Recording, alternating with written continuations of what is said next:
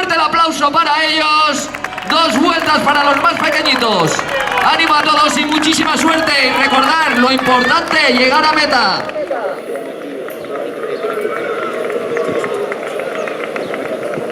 Pues ya están los escalones masculinos disfrutando esta energía, 2 vueltas al circuito, 800 metros, los pases de la federación.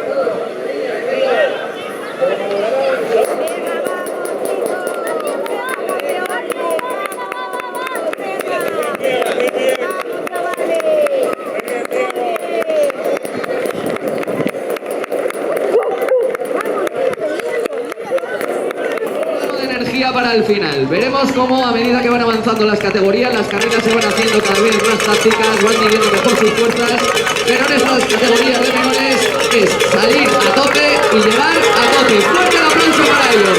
Vamos a ver esos 3 primeros atletas si son capaces de aguantar el ritmo hasta el final.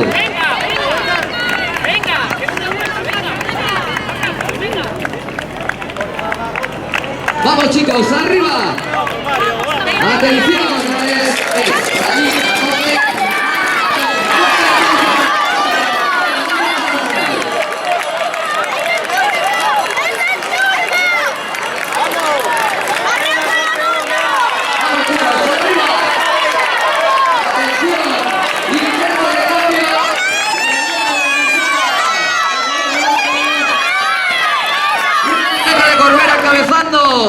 La prueba, seguido por un atleta camiseta blanca y corredor del Estadio Gijón.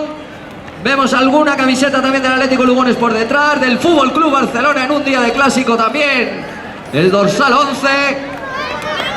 Y vamos chicos, ánimo, arriba, apretando los dientes, que solo queda una vuelta. Lo importante es llevar bien acompasada la respiración.